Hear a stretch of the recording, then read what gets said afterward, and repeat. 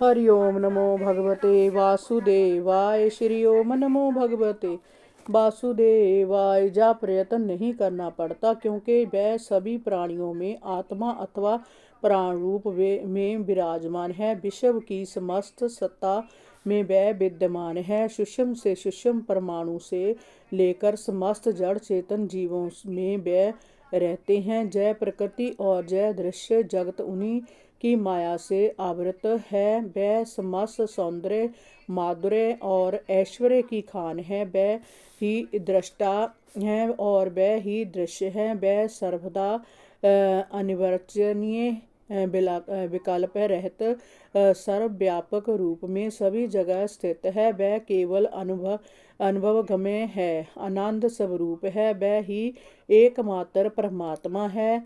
माया का आवरण हटते ही उनके दर्शन हो जाते हैं। अतः मित्रों, आसुरी वृत्ति का त्याग करके तुम लोग प्राणियों पर दया करना सीखो। प्रेम से परोपकार करो, सभी जीवों से प्यार करो। भगवान इसी से प्रसन्न हो जाते हैं।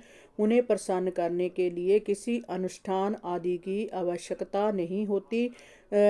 वह तो सदैव भक्त के वश में रहते हैं। उन्हें प्रसन्न करने के उपरांत संसार में ऐसी कोई वस्तु नहीं है जिसे प्राप्त ना किया जा सके। लोक परलोक की सबता ही प्राप्त हो जाती है। जो उनके चरणों की सेवा करता है, उसके नाम और लीलाओं का श्रवण करता है, उसके सारे पाप और संकट समाप्त हो जाते हैं।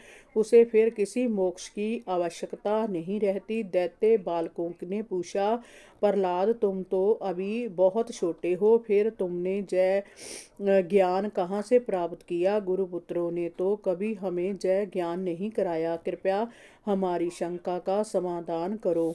7वां अध्याय। प्रहलाद द्वारा दैत्य बालकों की शंका का समाधान।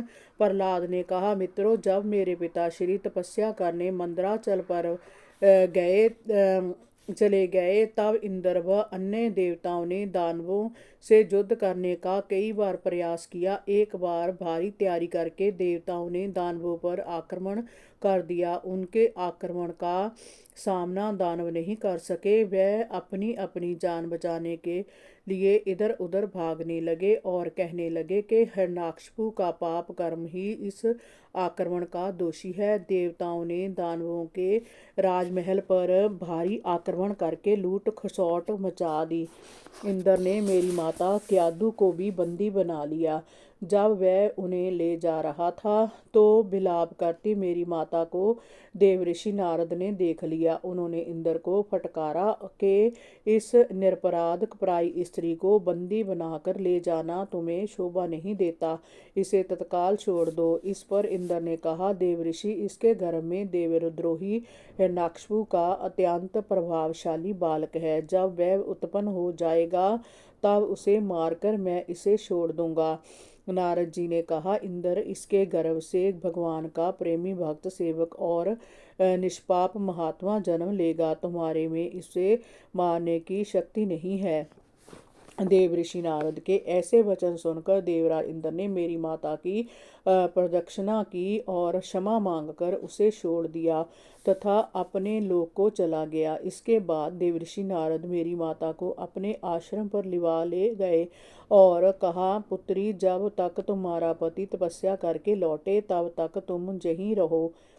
मेरी माता देवऋषि की आज्ञा मानकर वहां रहने लगी। वह तब तक वहां रही जब तक मेरे पिता तपस्या करके लौट नहीं आए। आश्रम पर रहते हुए मेरे जन्म से पूर्व देवऋषि नारद मेरी माता को प्रतिदिन भगवान भागवत धर्म का उपदेश दिया करते थे। गर्भ में रहते हुए मैं नित्य वह उपदेश सुना करता था।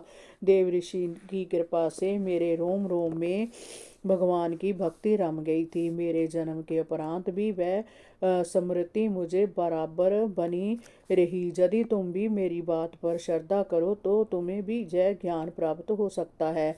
श्रद्धा से बुद्धि निर्मल और शुद्ध होती है। हमारे इस शरीर में जन्म अस्तित्व की अनुभूति, वृद्धि, परिणाम, अक्षय और विनाश जैसे विकार देखे जाते हैं। आत्मा का इनके साथ कोई संबंध नहीं होता। आत्मा तो नित्य है, अविनाशी है, शुद्ध है, एक है। जीवात्मा परमात्मा है, सबका आश्रय है, निर्विकार है, स्वयं प्रकाश है, सबका कारण है, व्यापक है, अनंत है, अतर्सत है और सभी प्रकार के आवरणों माया से रहित है। आत्मा के जय लक्षण आकर्षित माने जाते हैं। इनके द्वारा आत्म तत्व को तभी जाना जा सकता है जब जीव में और मेरे में झूठे भाव को छोड़ देता है। जैसे सोने की शुद्धता को स्वर्णकार कसौटी पर कसकर तत्काल जान लेता है,